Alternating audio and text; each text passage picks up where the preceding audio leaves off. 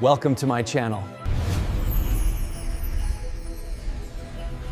There were few things Hamish Macbeth disliked more than unnecessary effort before breakfast. The pale Highland dawn had only just begun to wash the hills beyond Whodunit, with silver when he stood knee-deep in the river Styx, pretending to inspect the current while quietly wondering whether one more salmon would really upset the balance of nature. The mist curled over the water like old ghosts reluctant to leave, and the only witnesses were a pair of disapproving herons and his dog, Lugs, who sat patiently on the bank with all the solemn dignity of a village elder. "Aye," Hamish murmured. "You'll know. Tell anyone." Lugs yawned. Hamish interpreted that as agreement. The salmon slipped from the line just as he reached for it. "Serve me right," he sighed. He climbed onto the bank, brushed bits of heather from his trousers, and looked over the quiet valley. The mountains rose blue and patient beyond Whodunit, their tops hidden beneath clouds that promised rain before noon. It was the sort of morning that persuaded sensible people to stay indoors with coffee, bacon, and the newspaper. Hamish fully intended to become sensible. The police station could wait. Crime, in Whodunit, generally did. The Whodunit Hotel smelled of fresh bread and frying bacon. Mrs. Wellington bustled between tables while several fishermen discussed the weather, with the seriousness usually reserved for politics. "It'll rain." "It already is." "No, that's only damp." Hamish accepted an enormous mug of coffee with gratitude. "You're looking hard-working this morning," said Mrs. Wellington suspiciously. "I've been out walking with the dog." She narrowed her eyes. "You weren't poaching again?" "I resent the implication." She sniffed. "So you were?" Hamish smiled pleasantly and reached for another slice of toast before she could remove the plate. Life, he reflected, was nearly perfect. No tourists, no complaints, no telegrams from headquarters, no visits from Strathbane. The telephone in the hotel lobby rang. Everyone ignored it. It rang again. Mrs. Wellington sighed dramatically. "If that's for you, Hamish, I'm telling them you're dead." "I'd appreciate it," she answered anyway. Moments later, she marched back, carrying the receiver as though it contained something contagious. "It's headquarters." Hamish accepted the telephone with visible reluctance. Macbeth speaking. The sergeant from Strathbane barked into the receiver. "Where have you been?" "Patrolling. Your station's empty." "I've been very mobile." "You visitors arriving today?" "Some important heritage trust business." "You're expected to cooperate." "I've always been cooperative." The sergeant laughed. "That's not what Inspector Blair says. He confuses cooperation with surrender." The line went dead. Hamish replaced the receiver with a sigh that suggested civilization itself was becoming tiresome. "What now?" asked Mrs. Wellington. "Visitors. English?" "It usually is." Nobody in the dining room looked pleased. By mid-morning the rain had arrived in earnest. The village gathered beneath umbrellas or shop awnings, pretending not to watch the sleek black motorcar winding carefully along the narrow road into Whodunit. The driver climbed out first. He wore expensive country clothes that had never encountered actual countryside. Then emerged the passenger, tall, elegant, perfectly groomed. Every movement announced money. Every expression announced disappointment. He surveyed Whodunit, though inspecting an elderly relative's untidy kitchen. "So this," he announced loudly, "is the village." The silence that followed was almost artistic. The newcomer removed leather gloves with exaggerated care. "My name is Adrian Blackwood." No one volunteered theirs. Mrs. Wellington eventually nodded. "Hotel's over there." He looked at it. "I expected something grander." "We expected rain," said an old fisherman. "We got that instead." Several villagers coughed into their sleeves to disguise laughter. Hamish watched from beneath the awning outside the police station. Blackwood noticed him immediately. "You must be the constable." "Hamish Macbeth. Only a constable. Enough for here." Blackwood smiled in the way wealthy men smiled when speaking to servants. "I represent the Glenmore Heritage Restoration Trust." Hamish nodded. "So they told me. We have purchased Glenmore Abbey." That caught everyone's attention. The ruined abbey sat several miles beyond the village on windswept ground, overlooking the sea. It had been abandoned for generations, surrounded by stories of vanished monks, hidden tunnels, and one particularly argumentative ghost. Blackwood continued. "We intend to restore it," one of the villagers muttered. "Shuld left it alone." Another agreed. "Old places don't like waking up." Blackwood ignored them. "The Abbey contains valuable historical records that may alter accepted Scottish history." Hamish noticed several elderly locals exchanging uneasy glances. "Interesting." "Very interesting." Blackwood saw only blank expressions. "I imagine none of you appreciates the significance." "We appreciate plenty," Hamish replied mildly. "Just not all at once." The Englishman's smile became noticeably thinner. "I understand local superstition can be charming. We call it experience." "I don't suppose," Blackwood continued, "that vandalism is common here." "No. The Abbey has already received threatening letters." "Has it?" "They insist certain things should remain buried." The rain intensified. Nobody spoke. Blackwood seemed to mistake silence for ignorance rather than discomfort. "I assume someone here is responsible." Mrs. Wellington folded her arms. "We've enough to do without writing to strangers." "I sincerely hope," Blackwood said, "that the locals understand obstruction will not be tolerated." He turned and strode into the hotel. The door closed. Only then did the village begin breathing again. "What a pompous article," muttered the minister. "He'll last a week," predicted the postmistress. "Less," said the publican. Hamish scratched Lugs behind the ears. The dog growled softly toward the hotel. "You don't like him either?" Lugs sneezed. "Aye," Hamish said. "Neither do I." But it wasn't the man's arrogance that troubled him. It was those fleeting expressions he'd seen among the older villagers.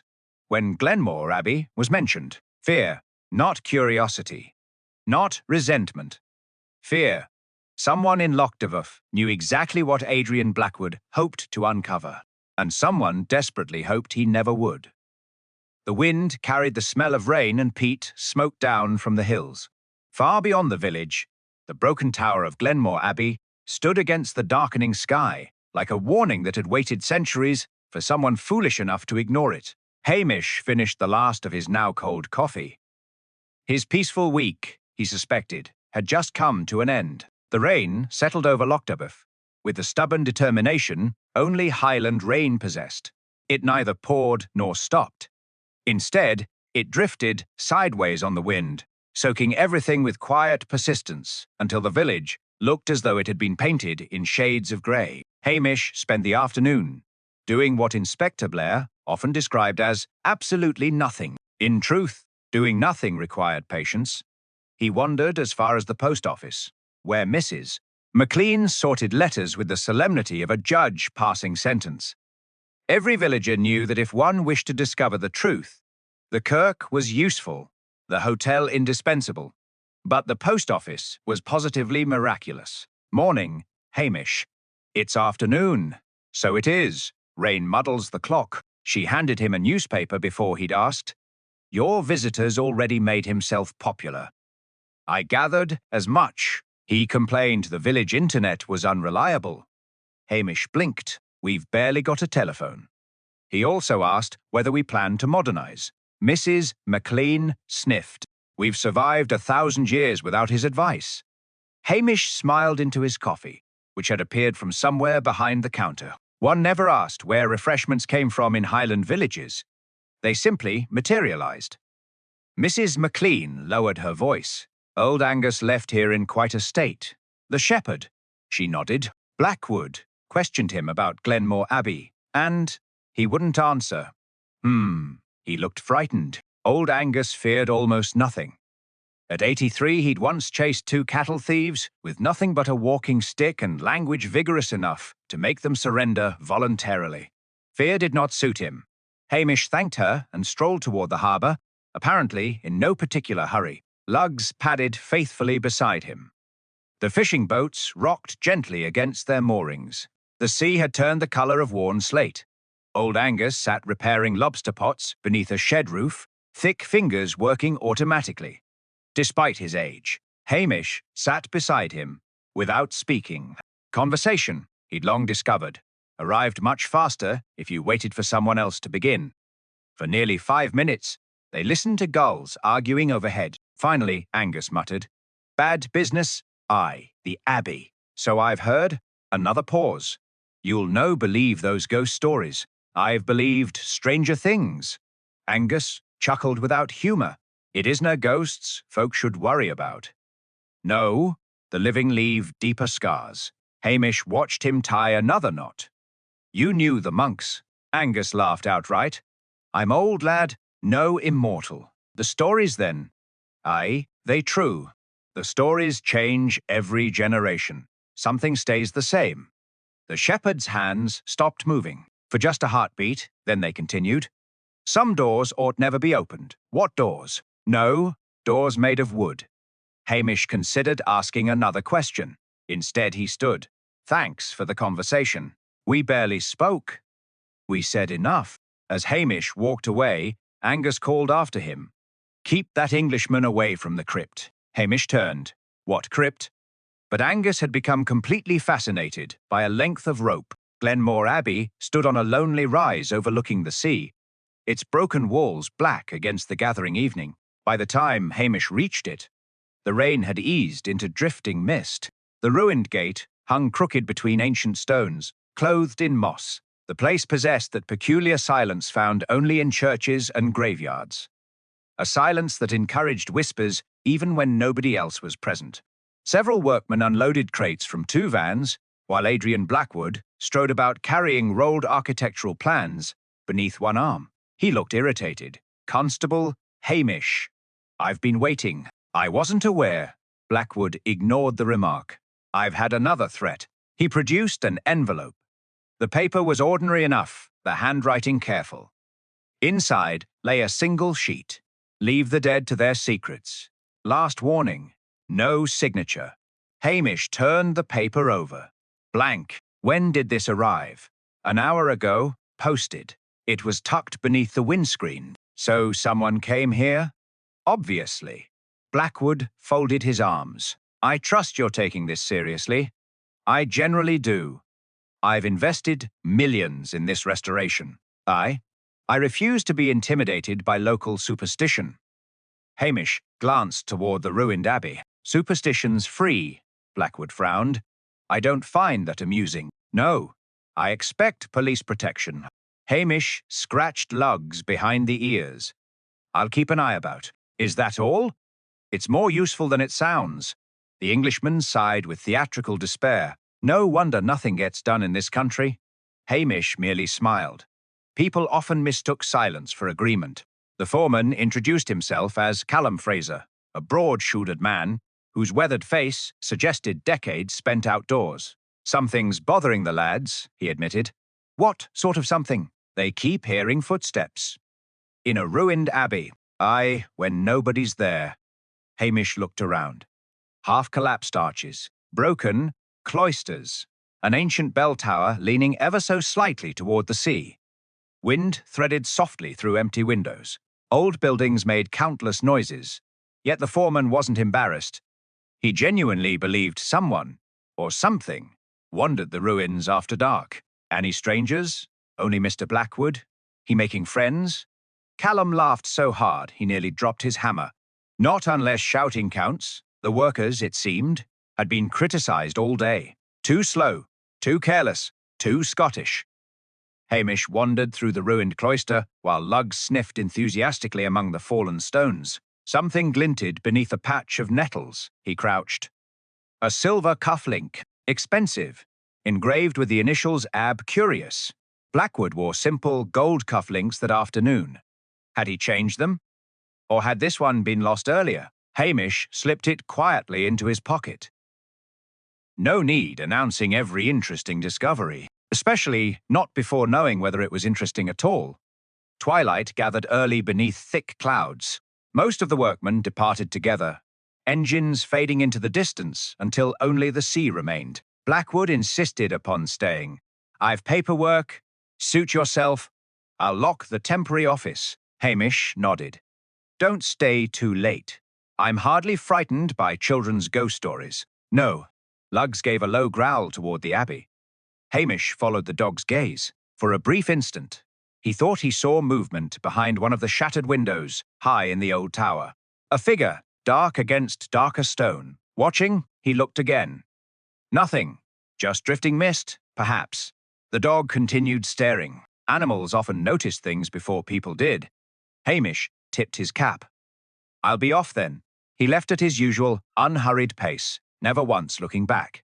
He knew that if someone was indeed watching from the Abbey, they would relax the moment they believed the sleepy Highland constable had gone home for his supper. Instead, after rounding the bend below the hill, Hamish quietly left the road, climbed through a stand of wind-twisted pines, and settled where he could observe the ruined Abbey without being seen. Lugs lay silently beside him. The light in Blackwood's temporary office glowed warmly against the ancient stones. Minutes passed. Then nearly an hour. The wind strengthened. Clouds raced across the moon. At last, another light appeared. Not from the office. From somewhere deep beneath the Abbey itself. It flickered once, twice, then disappeared. Hamish's eyes narrowed. "There now," he whispered to Lugs. "I dinna believe ghosts carry lanterns." The light did not return. Hamish remained crouched among the wind-bent pines until the damp had worked its way through his jacket, and Lugs shifted impatiently beside him. Most policemen would have marched straight back to the Abbey, torch in hand, convinced they were about to catch a trespasser. Hamish had long ago learned that people revealed more when they believed no one was watching. He waited another 20 minutes. Nothing. Only the wind combing through the heather and the distant crash of waves below the cliffs. "Whoever you are," he murmured, "you're either patient or gone." Lugs gave a soft whine. "Aye, supper sounds better to me as well." By the time Hamish reached the police station, darkness had settled completely over Lochtabuff. He lit the stove, filled the kettle, and stirred together a stew from whatever remained in the cupboard. Potatoes, onions, a stubborn carrot, and yesterday's mutton made a respectable meal if one wasn't fussy. He had just settled with a bowl, balanced on his knees, when the telephone rang. Hamish stared at it. It rang again. "I was afraid of that." He lifted the receiver. "Police." Mrs. Wellington's anxious voice came through the line. "Hamish, could you come over?" "What's happened? It's Mr. Blackwood." Hamish set down the bowl. "What about him?" "He came back from the Abbey nearly an hour ago. White as a sheet he was. Ordered whiskey, 3 large ones, and wouldn't tell anyone what frightened him. And now he's shouting at everyone." Hamish sighed. "I'll be there." The hotel bar was unusually crowded. Rain had driven most of the villagers indoors, and news of Adrian Blackwood's temper had spread faster than the weather. Blackwood stood near the fireplace, his expensive coat dripping onto the polished floor. His face had lost much of the confidence he'd displayed that morning. "I tell you," he snapped at no one inches particular, "some unknown was inside the Abbey." One of the fishermen calmly sipped his ale.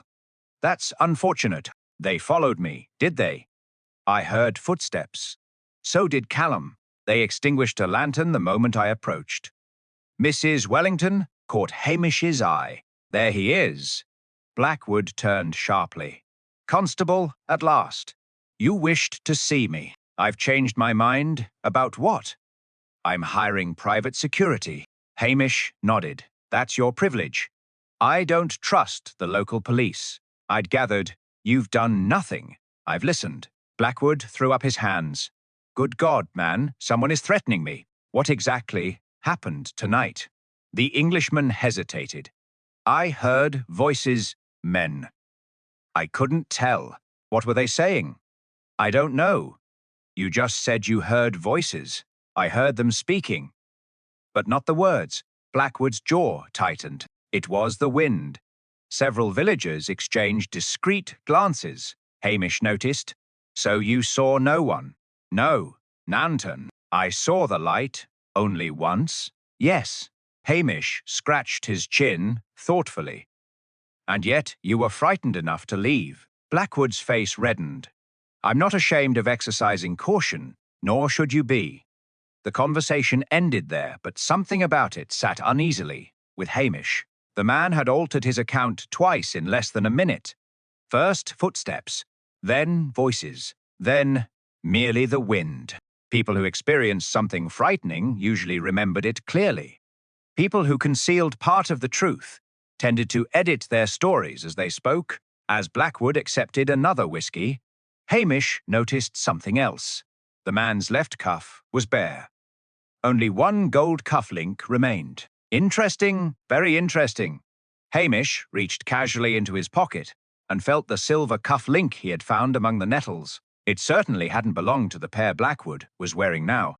So where had the matching silver set gone?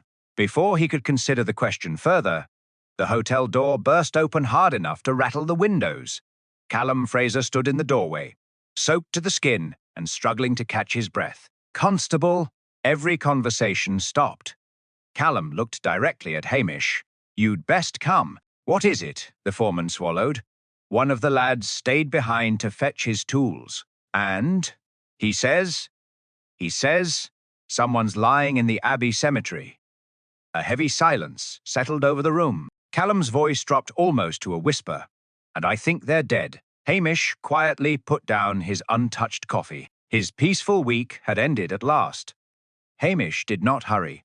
To anyone watching, he seemed almost irritatingly calm as he buttoned his waterproof coat, adjusted his cap against the rain, and whistled softly for Lugs. The dog was already at the door, tail stiff rather than wagging. Callum Fraser shifted from one foot to the other. "Shouldn't we be moving?" "We are. But if there is a doctor to save them, 5 extra seconds won't matter. If they're dead, running won't make them any less so." Callum looked unconvinced, but he followed. Adrian Blackwood appeared behind them, clutching his coat. "I'm coming." "No, I have every right. You'll stay here. I own the property. You don't own a murder scene." Blackwood's mouth opened, then closed again. It was perhaps the first time all day that anyone had spoken to him without the slightest concern for his opinion. Mrs. Wellington folded her arms. "You heard the constable." The villagers quietly formed an invisible wall behind her. Blackwood thought better of arguing. Hamish noticed the flicker of annoyance in the Englishman's eyes. Not fear this time, frustration. Interesting. The drive to Glenmore Abbey took only a few minutes, but the weather transformed the journey into something far older than a simple road. Rain swept across the headlights in silver sheets, while the ruined abbey emerged from the darkness like the ribs of some enormous beast long buried beneath the hillside. A battered work van stood near the entrance. Beside it waited a young labourer, pale enough to rival the mist itself. His name, Hamish recalled, was Ewan Ross. The young man removed his wool cap with trembling hands. "I didn't touch anything. Good. I only came back for my toolbox." "What happened?" I saw someone lying among the graves." "You checked?" "No, sir." "Why not?" I thought. Ewan swallowed. "I thought it might be one of the stories." "What stories?" "The monks." Hamish almost smiled. "It usually isn't the monks." Lugs padded ahead, through the broken gateway, nose low to the wet ground. The cemetery spread across the slope behind the abbey, its ancient gravestones leaning at impossible angles beneath blankets of moss. Some inscriptions had vanished centuries ago. Others remained just clear enough to remind visitors that every village eventually belonged to the dead. Their lanterns cast long shadows between the monuments. Then Hamish saw the body. It lay beside a weathered Celtic cross, one arm twisted awkwardly beneath it. For a long moment, no one spoke. Finally, Callum whispered, "It's him, Adrian Blackwood." The expensive tweed coat was unmistakable. Hamish knelt beside the corpse. Rain had plastered Blackwood's dark hair across his forehead. His eyes stared blankly toward the ruined tower, reflecting nothing but the lantern light. Lugs sniffed carefully before stepping back with a low growl. Hamish placed 2 fingers gently against the man's neck. Nothing. His skin was already cool. "He's gone," Hamish said quietly. Ewan crossed himself. Callum stared at the ground. "I left him alive. I know." Hamish examined the body without disturbing it. There was remarkably little blood. No obvious gunshot, no knife. The expression on Blackwood's face was stranger than anything else. Not terror, exactly, but astonishment, as though he had recognized whoever stood before him. Hamish's eyes drifted across the soaked grass. A walking stick lay several feet away, not Blackwood's. The polished ashwood was old, its silver handle worn smooth from decades of use. It looked like the sort of stick an elderly Highland gentleman might carry every day of his life. Yet there were no elderly gentlemen present. He looked farther. Near the victim's right hand lay a torn scrap of yellowed parchment, protected from the rain by the fold of Blackwood's coat. It appeared much older than anything else in the cemetery. Very carefully, Hamish picked it up by the corner. Faded ink. Latin. A rough sketch of what looked like part of the abbey. One word had been written, larger than the rest. Crypta, crypt. So there is a crypt, Hamish murmured. What? Asked Callum. Nothing. He slipped the fragment into an evidence envelope. The walking stick troubled him more. If it belonged to the killer, they had made an astonishing mistake. If it belonged to someone else. His thoughts stopped as Lugs began barking, not wildly, purposefully. The dog stood near a patch of soft earth beneath the abbey wall, refusing to move. Hamish walked over. The rain had almost washed the ground clean, but not quite. There were footprints, 2 clear sets. One belonged to Blackwood's expensive leather boots. The other was much smaller, narrow, deep at the heel. Someone had stood facing Blackwood for several minutes.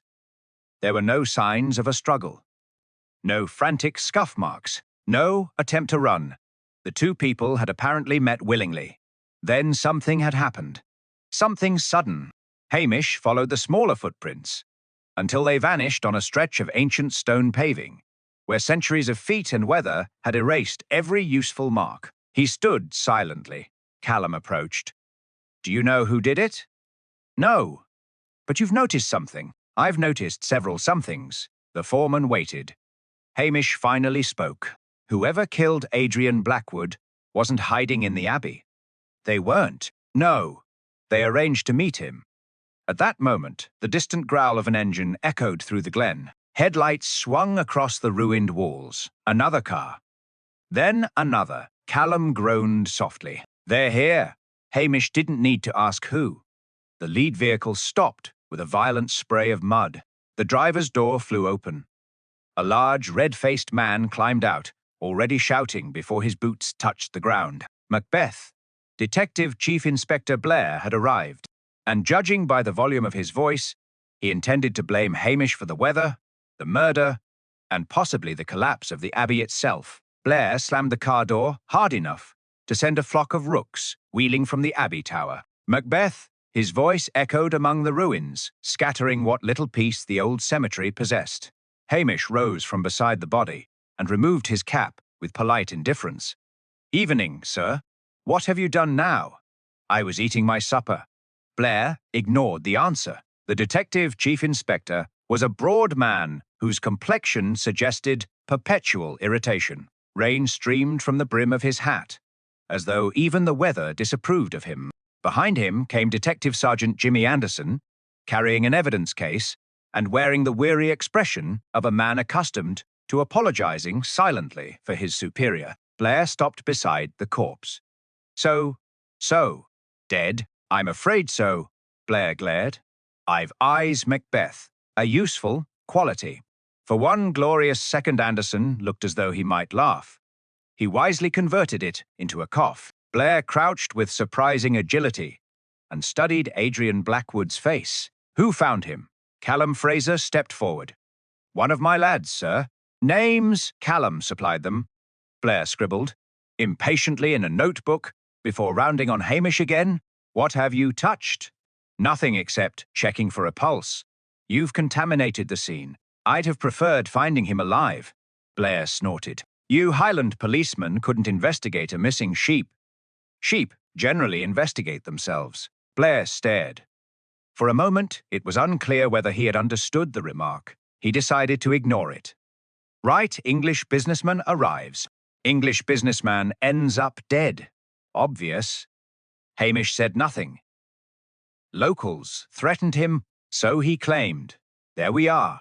Blair spread his hands triumphantly. Hostile villagers, xenophobia. Case practically solves itself. Hamish glanced toward the ancient gravestones. The case, he suspected, had not even introduced itself. The forensic photographer worked quickly, while rain threatened to wash away whatever clues remained. Blair stomped about issuing contradictory instructions. Photograph everything. No, not that. Where is the medical examiner? Late, sir. Everyone's always late. Hamish quietly wandered a few yards away. No one stopped him. Blair assumed wandering was all Hamish ever did. That assumption had served Hamish remarkably well over the years. Luggs sniffed carefully around the cemetery wall before pausing beside an overgrown arch half hidden beneath ivy. The dog scratched once at the earth. Hamish examined the spot. The stone beneath the ivy bore deep grooves, fresh ones, as though something heavy had recently been dragged across it. Interesting. He brushed away more ivy. An old wooden door stood concealed within the wall. Iron bands crossed its surface. The padlock hanging from it looked ancient. Yet the mud below had been disturbed only hours earlier. Someone had been here very recently. Macbeth. Blair's roar shattered the silence again. Hamish turned slowly. What are you gawping at? A door. I can see it's a door. Good. Blair marched over. He tugged violently at the padlock. It refused to cooperate. He kicked the wood. Dust drifted down from the arch. Probably been sealed for centuries. Hamish looked at the fresh marks in the mud. Perhaps. Blair had already lost interest. Search it tomorrow. He strode away. Hamish watched him go. Tomorrow. If the killer had used that entrance tonight, tomorrow might be rather too late. The medical examiner finally arrived close to midnight. Dr. Vuck. McCree was a thin, melancholy man who seemed personally offended whenever anyone died unexpectedly. He examined the body beneath a canvas shelter, while rain drummed steadily overhead. No obvious stab wounds, he murmured. No gunshot. What killed him? I'll know after the post-mortem. He gently tilted Blackwood's head. What is it? Hamish asked. A bruise. Where? Behind the left ear. Hamish leaned closer. It was barely visible beneath the wet hair. Small, round. Not the sort of injury produced by a fall. Dr. McCree nodded thoughtfully. One precise blow. Enough to kill, possibly. Anything else? The doctor hesitated. He was clutching something. He opened a small evidence bag. Inside lay a piece of dark green wool. Only a few threads, apparently torn from someone's clothing during his final moments. Blair seized the bag. Excellent. His face brightened visibly. Find everyone wearing green. Anderson blinked. In the Highlands, sir. Blair frowned. What? Half the county owns green jackets? Nonsense. He looked around. Callum Fraser wore green waterproofs. So did 2 constables. 3 workmen. Old Angus, who had just arrived, despite the hour, leaned on a green plaid walking stick while wearing a faded green tweed coat. Blair's confidence faltered. Oh, Hamish looked away before his expression became impolite. By 1:30, the body had been removed. The cemetery fell quiet once more. Blair gathered everyone beneath the Abbey arch. Nobody leaves Lochdover. Mrs. Wellington, who had come up with blankets and tea for the workers, raised an eyebrow. I live here. I mean, nobody connected with this restoration. Blackwood's solicitor, Mr. Edwin Fletcher, stepped nervously forward. I was due back in Inverness tomorrow. You'll stay. I have appointments. You've just acquired another. The solicitor wilted. Blair continued. The murderer is almost certainly local. Hamish finally spoke. What makes you say that? Blair looked delighted to explain. Threatening letters.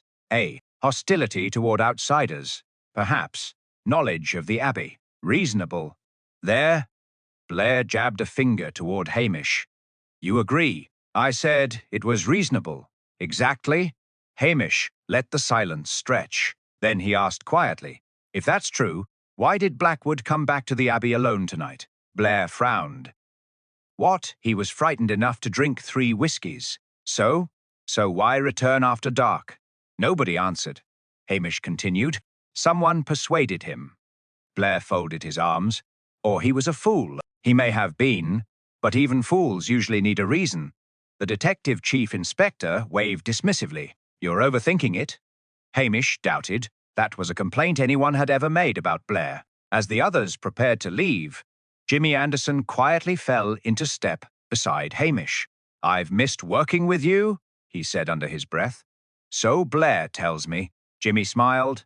You've noticed something, a few things. The door. Hamish looked sideways at him. You saw it. I saw you looking at it. And?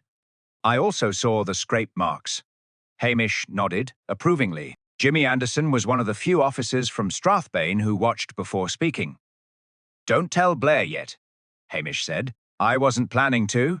Jimmy lowered his voice even further. There is something else. What? I checked Blackwood's briefcase. And it was almost empty. What should have been inside? A notebook. You know that. The hotel manager saw him writing in it all afternoon. And now, Jimmy shook his head. Gone. Hamish stopped walking. The rain had almost ceased. Clouds drifted away from the moon, bathing Glenmore Abbey in cold silver light. A man who carried his notebook everywhere did not simply misplace it moments before he died. Someone had taken it. Not his wallet, not his watch, only the notebook, which meant the murder had nothing to do with robbery. Someone wanted information to disappear. High above them, in the broken bell tower, a single stone shifted. It was only a faint sound, just enough for Hamish and Luggs to hear. Both looked up at the same instant. A shadow moved briefly against the moonlit sky, then vanished. Hamish did not point toward the tower, neither did Luggs bark. The dog merely stood motionless, ears pricked, watching the darkness where the shadow had disappeared. Jimmy Anderson followed Hamish's gaze. You saw it too? Aye. Summonoo's still up there. Perhaps we should have a look. Hamish shook his head. If someone is hiding, they'll expect us to rush in. And if they escape, they've already escaped if they know we're coming. Jimmy sighed softly. Working with Hamish demanded a different sort of patience than working with anyone else. Blair, overhearing only the last sentence, stomped over. What's this? Nothing, sir, Jimmy replied. Blair glared suspiciously at Hamish. When Macbeth says, nothing, it generally means trouble. I'm flattered. You know me so well. Blair turned toward two constables. You two, search the tower. The officers disappeared through the ruined doorway, their torches bobbing among the ancient stones.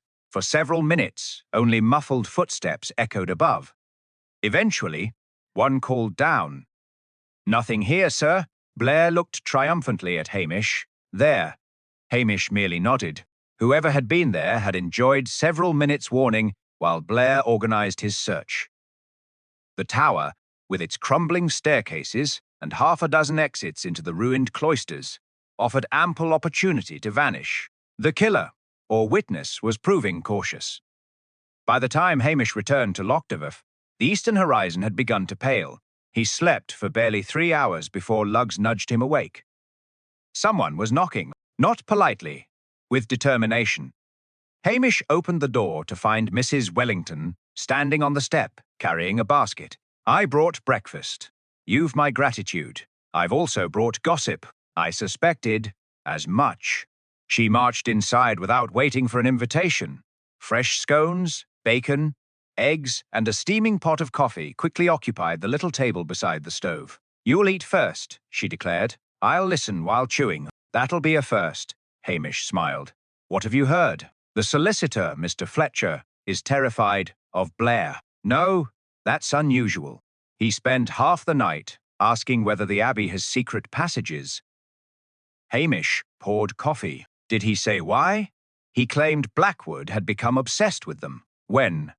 Only after arriving here, Mrs. Wellington buttered a scone with brisk efficiency. He told Blackwood the place should be restored one room at a time. And Blackwood insisted the crypt came first. Hamish looked up. The crypt. He said that's where the real history was hidden. Interesting. Everyone seemed to circle back to the crypt. Old Angus. The anonymous warning. The fragment of parchment. Now, Blackwood himself. Later that morning, Hamish wandered into the village shop. Officially, he was buying tea. Unofficially, he was waiting. The village shop possessed one remarkable quality. Everyone eventually visited it. Within 10 minutes, the minister arrived. 5 minutes later, the postmistress. Then the school caretaker. Conversation drifted naturally toward the murder. It was bound to happen, muttered the caretaker. What was? Summoner digging around Glenmore. The minister frowned. Don't encourage superstition. I'm encouraging memory. Hamish selected a tin of biscuits. He had no intention of purchasing. What memory? The caretaker scratched his beard.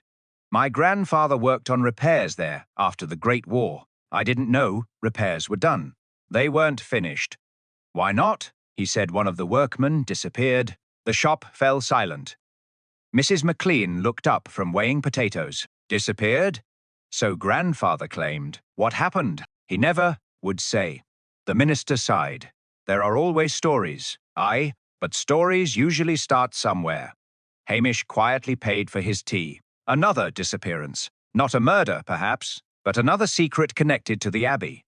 Just before noon, Jimmy Anderson drove into Lockduff. He found Hamish sitting outside the police station with another mug of coffee, apparently studying the clouds.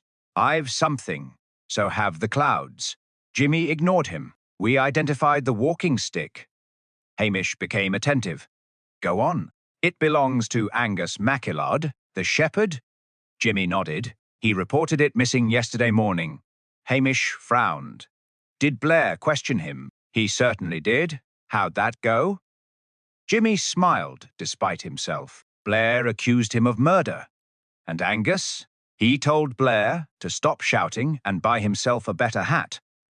Hamish chuckled. Sounds like Angus. He also swears someone stole the stick from outside his cottage. Did Blair believe him? What do you think? I think Blair's already measuring Angus for handcuffs. Jimmy reached into his folder. There is more. He produced a copy of Adrian Blackwood's financial records. They were in his hotel room. Hamish scanned the pages. Large transfers, restoration contracts, architectural firms. Nothing surprising. Then one payment caught his eye. A substantial sum had been transferred only 3 weeks earlier. Recipient: Eleanor Sinclair. Who is she? Jimmy shrugged. That's the interesting part. I've never heard the name. Neither had I. What does she do? No occupation, no address, only a postal box in Edinburgh. Hamish tapped the page thoughtfully. Quite a payment. Nearly £100,000. For what? Jimmy shook his head. No explanation. Hamish folded the document. You know what bothers me? Several things. Blackwood arrived, claiming history would be rewritten. Aye. He received threatening letters. Aye. He paid an unknown woman a fortune. Aye. And now he's dead. Jimmy looked toward the distant hills, where Glenmore Abbey stood hidden beyond the rain. You think it's all connected? I think very little in this case is accidental. That afternoon, Blair summoned everyone involved in the restoration to the hotel lounge. He paced before the fireplace like an angry schoolmaster. I've narrowed the suspects. Hamish took a chair near the window. Lugs curled at his feet. Blair pointed dramatically toward old Angus. You, the old shepherd, looked mildly offended. What about me? Your walking stick was found beside the body. It was stolen. So you claim? I do. You also warned people to stay away from the Abbey. Aye. Why? Angus met Blair's glare without flinching, because curious folk often come to bad ends. There, Blair almost shouted with satisfaction. A confession of sorts. Hamish rubbed his forehead. Even Jimmy Anderson looked embarrassed. Blair pressed on. You hated Blackwood. I barely knew him. You threatened him. I warned him. The same thing. No, Angus replied quietly. It isn't. For the first time, the old man's voice carried genuine sadness. I tried to save him. The room became still, Blair snorted. From what? Angus looked toward the rain-blurred window. From the last secret of Glenmore Abbey. Before anyone could ask another question, the hotel telephone rang sharply. Mrs. Wellington answered. She listened, then slowly lowered the receiver. Her face had turned pale. Constable. Hamish stood. What is it? It's Callum Fraser. He says they've opened a sealed chamber beneath the Abbey. She swallowed hard, and they found another body. The hotel lounge emptied in seconds. Even Blair abandoned his interrogation of old Angus, barking at his officers to get moving. Chairs scraped across the wooden floor. Raincoats were snatched from hooks, and within moments 3 police vehicles were climbing the winding road toward Glenmore. Hamish rode in silence with Jimmy Anderson. You think it's recent? Jimmy asked. The bodies. Aye. I've learned not to guess before seeing. And the chamber? Hamish looked through the rain-streaked window. That interests me more. Callum Fraser met them at the entrance to the Abbey, his face still carrying the same uneasy expression he'd worn the previous night. We weren't looking for it, he said. What happened? Blair demanded. A section of the old floor gave way while we were clearing rubble. So you fell through? No, sir. One of the lads noticed cold air coming up through the stones. Hamish's eyes brightened slightly. Go on. We lifted the slab, and there were steps. Ancient stone steps descended beneath the ruined chapter house, disappearing into darkness. The entrance was barely wide enough for a single person. Blair snatched a lantern. I'm going first. Nobody argued. The stairway twisted sharply. Damp air growing colder with every step, water dripped steadily from the ceiling, echoing through the confined passage. The smell changed, wet stone, old earth. Then something else, dust that had not been disturbed for generations. The passage opened into a vaulted chamber supported by thick stone pillars. Despite centuries underground, the room remained remarkably intact. Along one wall stood broken shelves where monks had once stored manuscripts. Against another rested half-rotted wooden chests, and in the center of the chamber lay a skeleton. No one spoke. The bones rested exactly as the body had fallen, one arm reaching toward a heavy oak door, set into the far wall. Fragments of faded cloth still clung to the ribs. A rusted lantern lay nearby. Dr. McCrae knelt beside the remains. Not recent. Blair looked disappointed. How old? I'd need proper examination. Hundreds of years. The doctor shook his head. I don't think so. He gently lifted a corroded belt buckle. This is modern. Modern 20th century. Jimmy frowned. The caretaker mentioned a missing workman after the Great War. Hamish said nothing. The pieces were beginning to fit, not neatly, but they were finding each other. Blair strode around the chamber with exaggerated confidence. So, he pointed dramatically at the skeleton. Our mystery.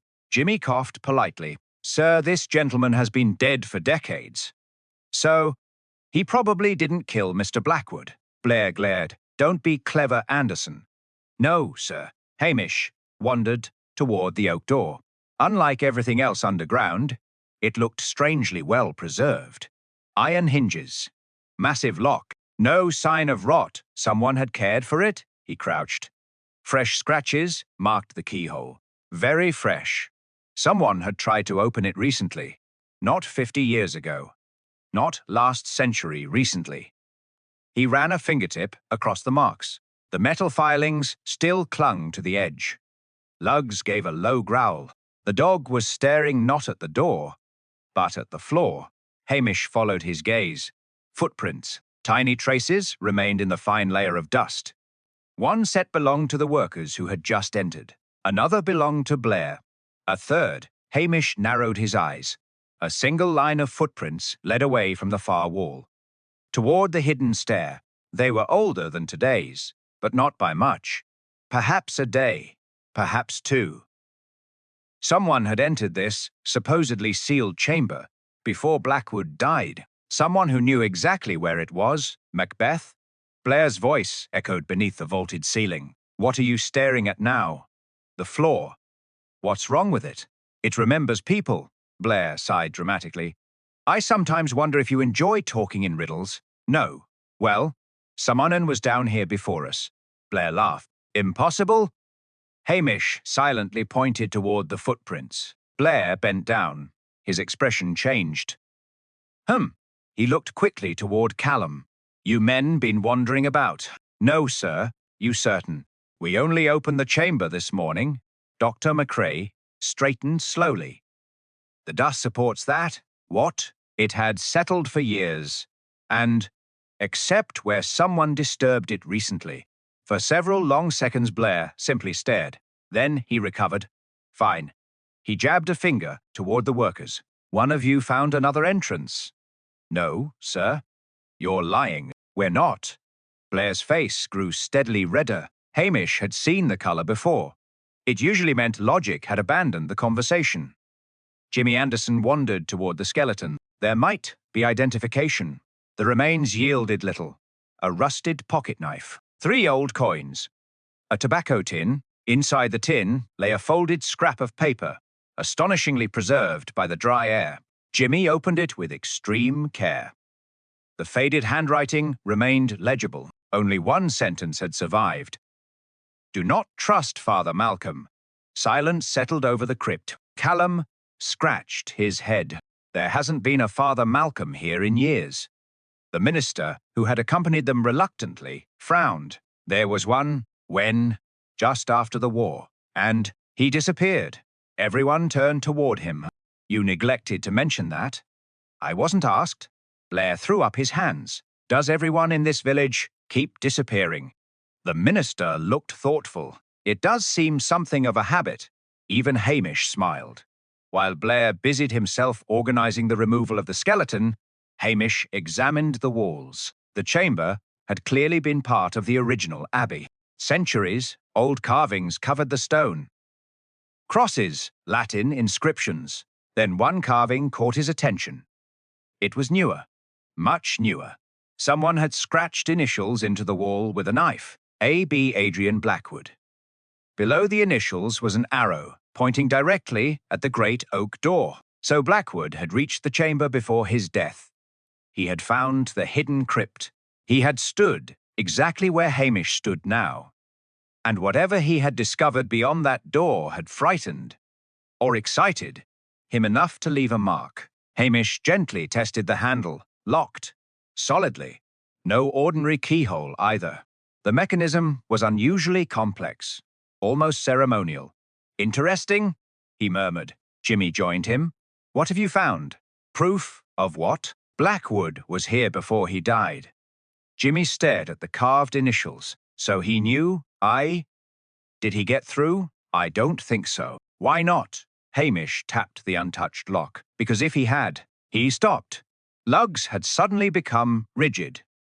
The dog wasn't looking at the door. He was looking back toward the staircase. Someone was coming down, not Blair, not one of the officers. The footsteps were light, careful, almost hesitant. A young labourer appeared at the bottom of the stairs, breathing hard. It was Ewan Ross. I'm sorry, he gasped. I didn't know you were all down here. Callum frowned. What is it, lad? Ewan looked directly at Hamish. I remembered something. What? The night Mr. Blackwood died. He swallowed. I wasn't the last person to see him alive. Every eye in the crypt fixed on the young workman. There was someone else. Hamish spoke quietly. Who? Ewan Ross looked from one face to another, suddenly aware that every pair of eyes in the crypt was fixed on him. His confidence faltered. I should have said before. Blair took a threatening step forward. You certainly should have. The young labourer shrank back. I was afraid. Afraid of what? I thought you'd think I'd done it. Blair's voice rose another octave. You might have, if you keep wasting my time. Blair, Hamish said quietly. What? Let him breathe. For once, Blair merely snorted instead of arguing. Hamish turned to Ewan. Start at the beginning. The young man nodded gratefully. I finished loading tools just after 7 that evening. The night Blackwood died. I was driving away, and I saw another car coming up the track. What sort of car? A dark saloon. Did you recognize it? No. Anyon, get out. Yes, a man. Ewan hesitated. I thought so, at first. Then, it wasn't. A woman. The crypt fell silent. Jimmy Anderson was the first to speak. Could you see her clearly? Not really. It was raining, aye. But she was wearing a long green coat. Hamish exchanged a brief glance with Jimmy. The fragment of dark green wool clenched in Blackwood's hand suddenly seemed much more important. What else? Hamish asked. She carried an umbrella. Face. I never saw it. Age? I couldn't tell. Did Mr. Blackwood know she was coming? Ewan nodded without hesitation. He walked out to meet her. So they expected each other? Aye. They argued. No, you heard nothing. They spoke quietly. Ewan frowned, concentrating. I remember him smiling. He looked pleased. Certain. I'm sure. That ruled out one possibility. Blackwood had not met his killer expecting trouble. He had greeted them as an ally, or someone he trusted. Blair rubbed his hands together. There. He looked almost cheerful. Our mystery woman. Jimmy cleared his throat. We don't actually know she killed him. Blair frowned. She's the last person seen with him. So far, exactly. Hamish remained thoughtful. Something didn't fit. If the woman had arrived openly by car, why sneak through hidden crypts? Unless the crypt wasn't where she entered. It was where she intended to leave. The search of the chamber continued. One of the constables called from the far corner. Sir, Blair stomped across. What now? I found something. Embedded between two loose stones lay a small leather notebook. Its cover was stained with damp, but otherwise intact. Jimmy recognized it immediately. Blackwood's notebook. Blair snatched it eagerly. Excellent. He opened it. Most of the pages contained architectural sketches and measurements. Then, near the end, the writing changed. The entries became hurried, uneven, as though written by someone increasingly excited. Blair skimmed aloud. The villagers know more than they admit. He turned the page. Father Malcolm concealed the truth. Another page. The Sinclair family records were accurate after all. Hamish looked up sharply. Read that again. Blair frowned. The Sinclair family records were accurate after all. Jimmy reached for the financial documents folded inside his case. Eleanor Sinclair. I, Hamish, said. The woman Blackwood paid. Blair rolled his eyes. Probably bought some old papers. Perhaps. But why pay nearly £100,000?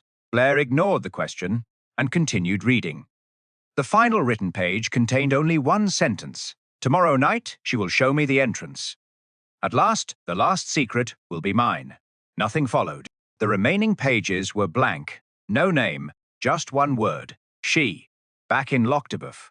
The rain finally gave way to weak afternoon sunshine. News travelled, as it always did, far quicker than any police investigation. By the time Hamish entered the hotel, half the village already knew another body had been discovered beneath the abbey. Whether it had belonged to a monk, a treasure hunter, or an unfortunate bishop, depended entirely on which table one listened to. Mrs. Wellington poured coffee before Hamish sat down. You look tired. I've been working. That's serious. So I'm told. She leaned closer. Old Mary wants a word. Hamish followed her glance. Mary Campbell sat alone by the window. She was well into her 80s and spoke so rarely that people tended to forget she was present. Hamish carried his coffee across. Afternoon, she nodded. You found the hidden room. So it seems?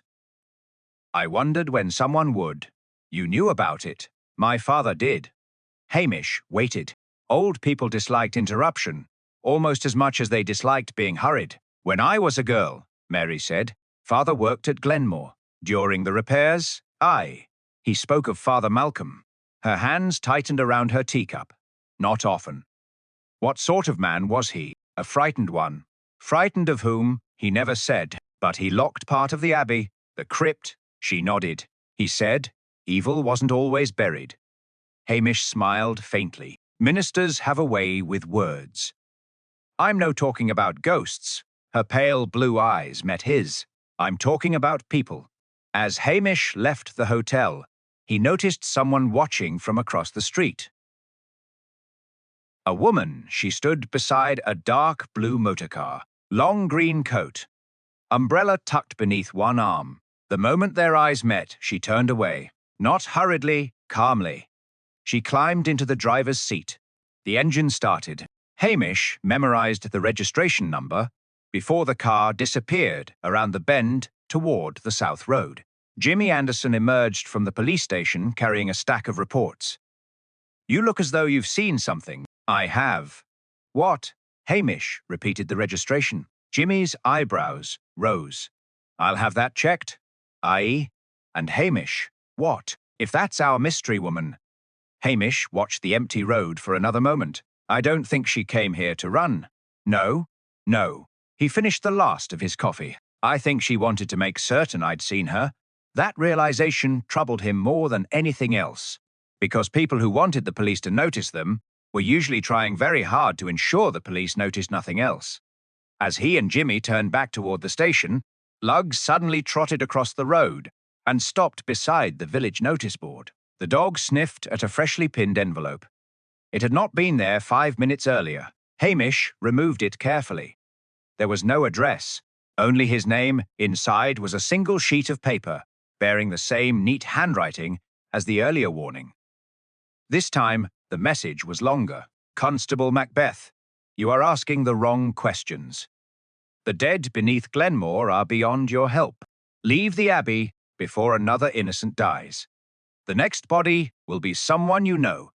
Hamish read the note twice before folding it neatly and slipping it into his pocket. He showed no outward reaction. Jimmy Anderson, however, had seen enough of Hamish over the years to know that the quiet look in his eyes meant his mind was racing. What does it say? Hamish handed him the paper. Jimmy's expression darkened. That's no idle threat. No. You think it's the same handwriting? It looks like it. Jimmy glanced around the village square. Children were chasing one another outside the post office. Mrs. Wellington was scolding a delivery driver for parking badly. Old Angus ambled toward the harbour with a sack of feed over one shoulder. Life in Lockdove continued as though murder notes were perfectly ordinary. Jimmy lowered his voice. We should post an officer on everyone connected to the Abbey. Hamish shook his head. We haven't enough officers.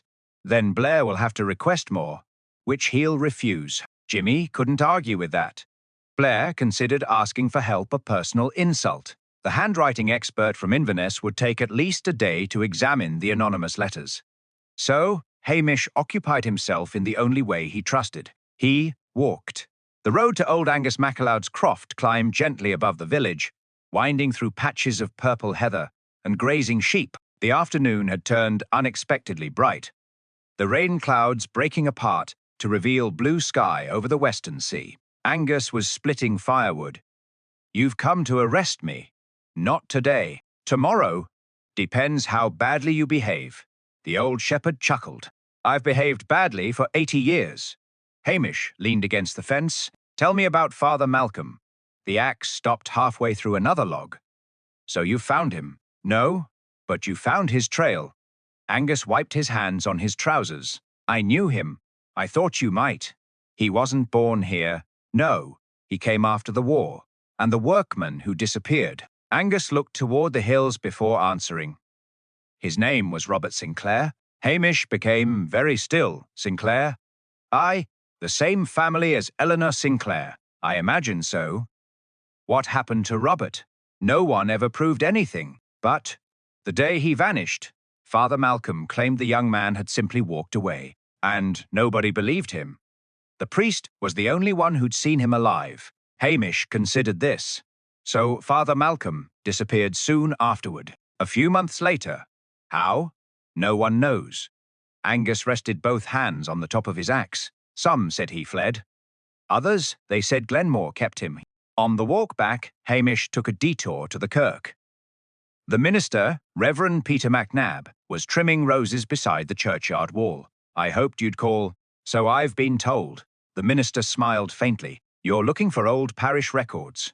I am. They're in the vestry. Dust coated every shelf. Leather-bound registers stretched back more than 2 centuries. The Reverend climbed a ladder with surprising agility for a man nearing 70. Here, he handed down a faded ledger. Father Malcolm's correspondence. Hamish opened it carefully.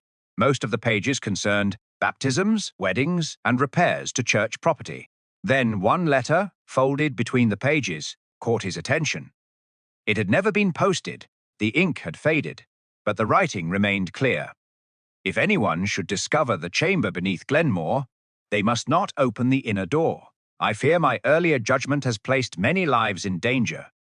There are those who would kill for what lies beyond it. The letter was unsigned, but the handwriting matched Father Malcolm's entries elsewhere in the ledger. Jimmy, reading over Hamish's shoulder, frowned. What lies beyond it? The oak door, Hamish said. The 1 inches the crypt. Jimmy nodded slowly. So Father Malcolm locked it. Looks that way. And Blackwood was trying to open it. Hamish closed the ledger. Exactly. Meanwhile, Blair had been conducting investigations of his own. His method consisted largely of shouting.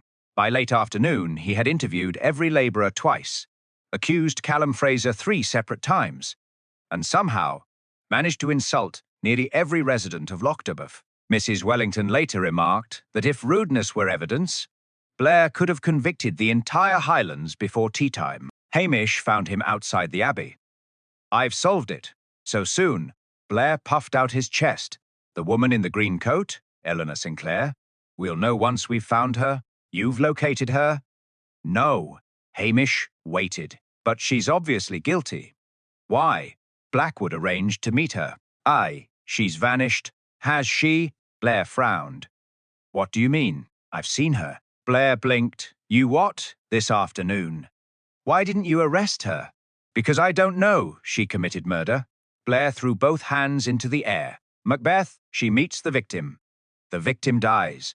She disappears. She didn't disappear. What? She drove through the village. Blair stared. You actually spoke to her? No. Then why on earth didn't you stop the car? Hamish smiled. Because she wanted me to. Blair looked utterly bewildered. Jimmy quietly busied himself studying a stone wall. Explaining Hamish's instincts to Blair was usually an exercise in futility. That evening, Hamish returned alone to Glenmore Abbey. Officially, he was checking the locks. Unofficially, he wanted another look at the hidden crypt without Blair's booming voice echoing off the walls. Lugs accompanied him. The Abbey was peaceful in the fading light. Gulls circled overhead. The tide rolled lazily against the cliffs below. Hamish unlocked the temporary police seal and descended into the crypt. His lantern threw long shadows across the ancient chamber. Everything appeared untouched. The skeleton had been removed, the notebook logged into evidence.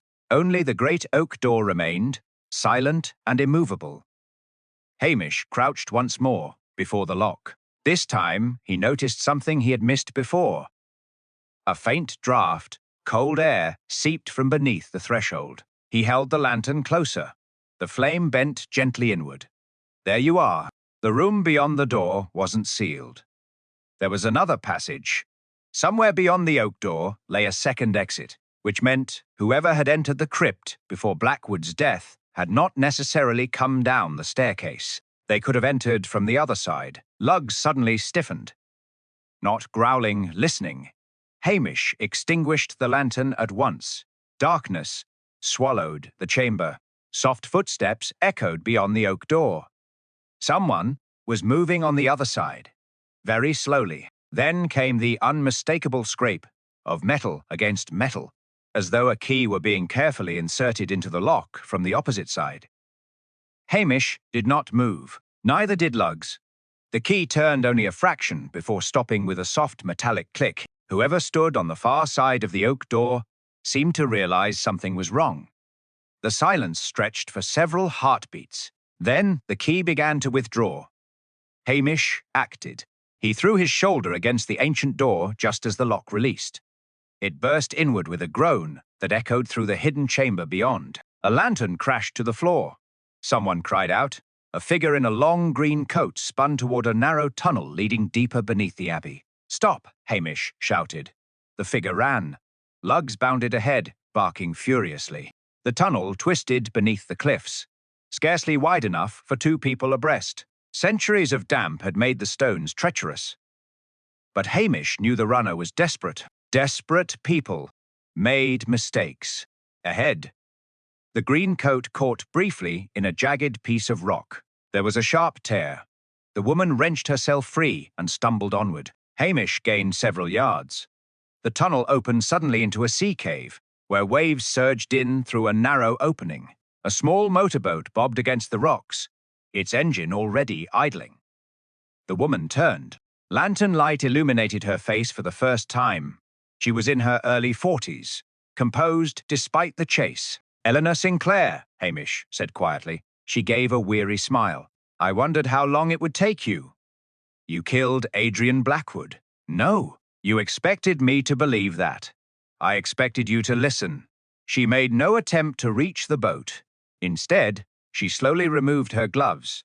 "My grandfather was Robert Sinclair, the workman who disappeared. He didn't disappear." Her voice trembled for the first time. "He was murdered." Hamish said nothing.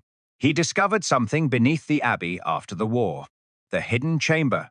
Yes, he told Father Malcolm. And the priest trusted the wrong man." Hamish remembered the note found beside the skeleton. "Do not trust Father Malcolm." Not because Father Malcolm had been the villain, but because someone around him had betrayed them both. "Eleanor," Hamish said gently, "who killed your grandfather?" She closed her eyes. "The abbey caretaker. Not Father Malcolm. No. The caretaker wanted what was hidden beyond the crypt." "What was hidden?" She laughed bitterly. "Nothing anyone imagined. No treasure, only documents." She pointed toward a stack of old iron chests lining the cave. "My family's records." Hamish lifted the lid of the nearest chest. Inside were bundles of carefully wrapped manuscripts. Land deeds, letters, parish accounts, legal papers stretching back centuries. He immediately understood. "The Abbey lands," she nodded. "The Sinclair family were the lawful custodians, and someone stole them. The caretaker intended to sell the estate using forged ownership. When Robert found proof, they killed him." Hamish looked thoughtfully at the papers.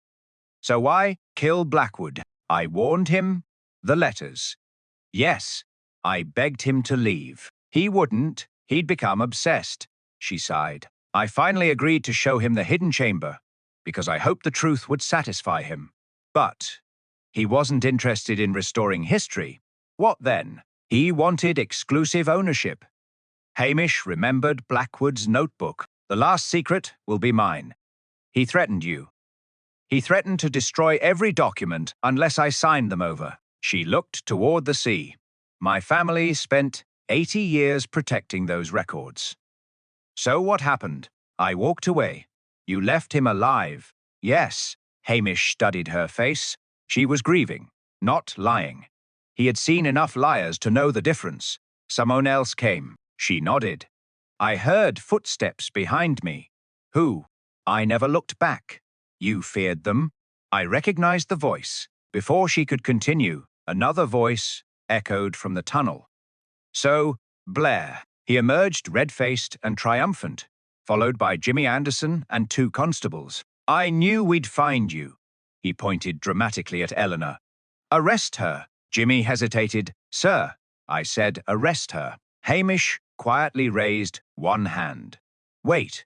Blair rounded on him. "Macbeth, don't start. The story isn't finished. It is for her." "No." Hamish turned toward Eleanor. "Whose voice did you recognize?" She swallowed. "The solicitor, Edwin Fletcher." "Aye, aye." At that moment, a sharp report echoed through the cave. A pistol shot. The bullet struck the rock beside Eleanor's head. Everyone spun. Edwin Fletcher stood halfway down the tunnel, revolver shaking in his hand. "You should have left it buried," he hissed. Jimmy threw himself behind a pillar. Blair bellowed incoherently. Fletcher backed toward the passage. "I'll not lose everything now." Hamish spoke calmly. "You forged the ownership papers after Robert Sinclair died." Fletcher laughed. "My grandfather forged them. You inherited the fraud. And Blackwood discovered it. He wanted half. So you killed him. He became greedy." Hamish nodded slowly. "He arranged to meet Eleanor. She refused him. You followed." "I heard everything." Fletcher's smile vanished. When he threatened to expose the forgery unless I gave him control, I ended the discussion. The bruise behind his ear. A walking stick. Angus's stolen stick. I borrowed it. Hamish smiled faintly. I thought so. Fletcher's confidence faltered. You've no proof. I've more than enough. The notebook, the footprints, the tunnel, the forged deeds, the stolen walking stick. And one thing you overlooked, Fletcher frowned. What? When you struck Blackwood, he grabbed your sleeve. Hamish reached into his pocket and produced the evidence bag containing the dark green wool. You've been wearing the same green shooting jacket all week. Fletcher instinctively looked down. A small tear marked the cuff, exactly where the missing threads had come from. Realizing his mistake, Fletcher fired again. The shot went wild. Luggs launched himself forward, crashing into the solicitor's legs. The revolver skidded across the stone floor. Fletcher staggered toward the waiting boat. Hamish caught him before he reached it. The struggle was brief but violent. The solicitor swung wildly. Hamish sidestepped, seized his wrist, and sent both men tumbling onto the wet rocks. Moments later, Jimmy snapped handcuffs around Fletcher's wrists. The cave fell silent except for the waves. Blair slowly climbed to his feet. He stared at Fletcher, then at Hamish, then at the boxes of documents. So, Jimmy looked innocently toward Hamish. Hamish merely shrugged. It seems the solicitor became overwhelmed. Blair blinked. You mean? Jimmy nodded solemnly. Remarkable piece of detective work, sir. Blair frowned. My detective work? You insisted on questioning everyone. I did. And bringing us here, I suppose I did. Jimmy continued with a perfectly straight face. Without your persistence, we'd never have cornered him. Blair's chest expanded noticeably. Quite right. Hamish looked out toward the sea to hide his smile. Promotion, once again, drifted safely away. 3 weeks later, Glenmore Abbey stood quiet once more. The Sinclair records had been placed in the care of the National Archives. Edwin Fletcher pleaded guilty to murdering Adrian Blackwood and to concealing the decades-old murder of Robert Sinclair, committed by his grandfather and hidden through forged legal documents. Father Malcolm's reputation was restored. His desperate attempts to seal the crypt had been efforts to protect the truth until someone trustworthy could uncover it. The villagers spoke of the affair for exactly 1 week before returning to more important matters, such as sheep, weather, and whether Mrs. Wellington's scones had improved or declined. Hamish sat outside the police station with a steaming pot of coffee balanced on the windowsill. Luggs slept peacefully in the sunshine. Jimmy stopped by before returning to Strathbane. You could have had Blair's job. I'd rather have my own. He still thinks he solved it. Hamish smiled. It keeps him happy. Jimmy laughed. You're an impossible man. So, I've heard. After Jimmy drove away, Hamish watched the wind ripple across Lochdoveof. The mountains stood unchanged. Rain clouds gathered beyond the sea. Somewhere in the village, Mrs. Wellington was shouting at someone about muddy boots. Everything, at last, had returned to normal. Hamish poured another cup of coffee, leaned back in his chair, and listened to the peaceful silence of the Highlands. There would be more gossip, more visitors, almost certainly more murders. But not today. Today belonged to Lochdoveof.